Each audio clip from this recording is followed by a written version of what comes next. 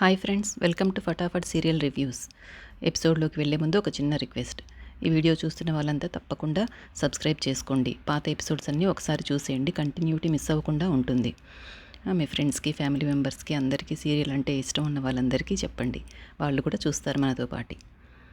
ఇక నెక్స్ట్ ఎపిసోడ్లోకి వెళ్ళామంటే ఈరోజు ఎపిసోడ్ 17 అనమాట. ఇంట్లో నుండి వెళ్ళిపోబోతున్న సింధూర దగ్గరికి కార్తికేయ వచ్చి, ఇంట్లో నుండి వెళ్ళిపోతే పెళ్ళి ఆపేస్తే సమస్యకు పరిష్కారం దొరుకుతుందా అని అడుగుతాడు. అప్పుడు సింధూర ఇలా చెప్తుంది: తప్పు చేస్తే క్షమించమని అడగవచ్చు, చేసిన తప్పుల్ని సరిదిద్దుకునే ప్రయత్నం చేయొచ్చు, కానీ చెయ్యని తప్పులకి అపరాధ భావంతో మీ అందరి ముందు నిలబడలేను, ఎవ్వరితో ధైర్యంగా మాట్లాడలేను, ఎవ్వరి కళ్ళల్లోకి ధైర్యంగా చూడలేను, ఆ పరిస్థితిని ఎదుర్కోలేకే నేను వెళ్ళిపోతున్నాను అని సింధూర చెప్తుంది. శ్రీరామచంద్రుడికి తన శ్వాస ధ్యాస అంతా సీతమ్మే అనేప్పుడు కార్తికేయ ఏదో చెప్తాడనమాట. నేను ఆ రాముడంత గొప్పోడినేం కాదు, కానీ నువ్వేంటో నాకు బాగా తెలుసు సింధూరా అని ఓదారుస్తాడు. నీ గురించి ఎవ్వరు ఏమన్నా నేను నమ్మను. నేను ఇష్టపడింది నిన్ను, నీ మనసునే తప్ప నిన్ను అవమానించే వాళ్ళని కాదు అని చెప్పి వెళ్ళిపోవద్దని అడుగుతాడు. అప్పుడు అక్కడే ఉన్న చెంచలమ్మ కూడా, నీలో ఉన్న ధైర్యాన్ని నేను బాగా చూశాను. నీ మీద నింద వేసిన వాళ్ళని నేను వదిలిపెడతాను అనుకున్నావా? వాళ్ళు ఎవరైనా సరే, వాళ్ళు చేసిన తప్పులకి వాళ్ళకి ఎలాంటి శిక్ష వేయాలో నాకు బాగా తెలుసు అని చెంచలమ్మ గారు చెప్తారు. అప్పుడు సింధూర, ఇది నింద కాదు నిజం అని తెలిసే వరకు ఈ పెళ్లి వద్దత్తమ్మ అంటుంది. అప్పుడు కార్తికేయ వాళ్ళ నాన్న కల్పించుకుని, ఈ పెళ్ళి వద్దని నువ్వు వెళ్ళిపోతే మనం పెళ్ళి ఆపేస్తే చెంచలమ్మ ఇష్టపడి తెచ్చుకున్న కోడలు ఇల్లు వదిలిపెట్టి వెళ్ళిపోయింది, చెంచలమ్మను కాదని వెళ్ళిపోయింది అని అందరూ అనుకుంటారు, అందరూ చెంచలమ్మదే తప్పనుకుంటారు అని కార్తికేయ వాళ్ళ నాన్న చెప్తాడు. ఊర్లో వాళ్ళంతా తలా ఒక మాట అంటారు. అప్పుడు నా భార్య, అందరి ముందు తలెత్తుకుని తిరిగే నా భార్య అందరి ముందర తలదించుకోవాల్సిన పరిస్థితి వస్తుందమ్మా అని చెప్తాడు. ఏమ్మా సింధూర, నువ్వు అలా జరగాలని కోరుకుంటున్నావా అని ప్రశ్నిస్తాడు. అప్పుడు చెంచలమ్మ కూడా మధ్యలో కల్పించుకొని, ఆ రోజు నువ్వు నన్ను ఒక మాట అడిగావు, నీ కొడుకుని ప్రేమించినంతగా నన్ను కూడా ప్రేమించాలి అని నా చేత ఒట్టేయించుకున్నావు. నువ్వు ఎవరినైనా ప్రేమించి ఉండింటే ఈ విధంగా నా దగ్గర మాట తీసుకుని ఉండేదానివి కాదు. నేను నిన్ను పూర్తిగా నమ్ముతున్నాను సింధూర అని చెంచలమ్మ అంటుంది. నువ్వు ఆలోచించాల్సింది ఒక్కటే, నీ మీద నింద వేసింది తప్పు అని చెప్పింది ఎవరో, కానీ ఈ చెంచలమ్మ కాదు, ఈ చెంచలమ్మ ఎప్పుడు అలా చెయ్యదు అని చెప్తుంది. అలా అందరూ చెప్పిన మాటలకి కన్విన్స్ అయ్యి సింధూర మళ్ళీ పెళ్ళికి సరే అంటుంది. ఇక నెక్స్ట్ సీన్లో కోలాహలంగా తెల్లవారుతుంది.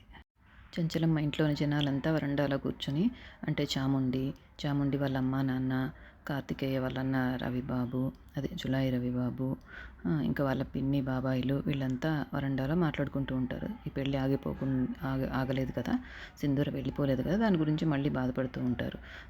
చాముండి వాళ్ళమ్మ ఇలా అంటుంది: నేను ఎన్నో ఆశలు పెట్టుకున్నాను, నా కూతురే ఇంటి కోడలవుతుందని అని. అప్పుడు కార్తికేయ వాళ్ళ పిన్ని ఉంటారు కదా, వాళ్ళు చెప్తారు, చేసుకున్న వాళ్ళకి చేసుకున్నంత ఊరికే అనుకుంటే సరిపోతుందా, మీ ప్రయత్నం కూడా చేయాలి కదా వదిన అంటుంది.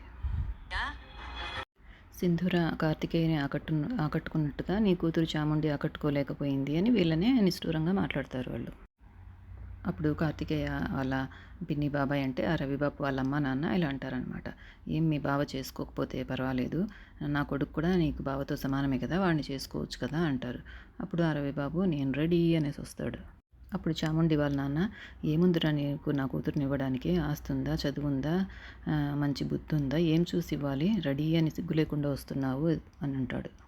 అలా అనడంతో కార్తికేయ రవిబాబు వాళ్ళమ్మ, చాముండి వాళ్ళమ్మ గొడవకు దిగుతారనమాట. నా కూతురు ఎక్కువ, నీకు నా కొడుకు ఎక్కువ అనుకుంటూ వాదులాటకు దిగుతారు.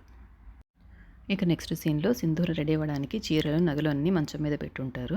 రెడీ అవ్వడానికి ఆలోచిస్తూ నించొని ఉంటుంది సింధూర. ఇంత లోపల సింధూర స్నేహితురాళ్ళు వస్తారనమాట. స్నేహితురాళ్ళు వచ్చి కాస్త ఆట పట్టిస్తారు సింధూరని.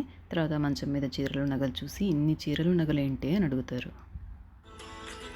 ఏది నచ్చితే అదే కట్టుకోమని ఇవన్నీ మా అత్తమ్మ కొనిచ్చింది అని చెప్తుంది సింధూర. చీరలే ఇన్నిచ్చిందంటే ఇంకా నగలు ఎన్నిస్తుందో చెంచలమ్మ కోడలంటే మాటలా మరి అనేసి వాళ్ళు ఫ్రెండ్స్ అంతా అంటారు.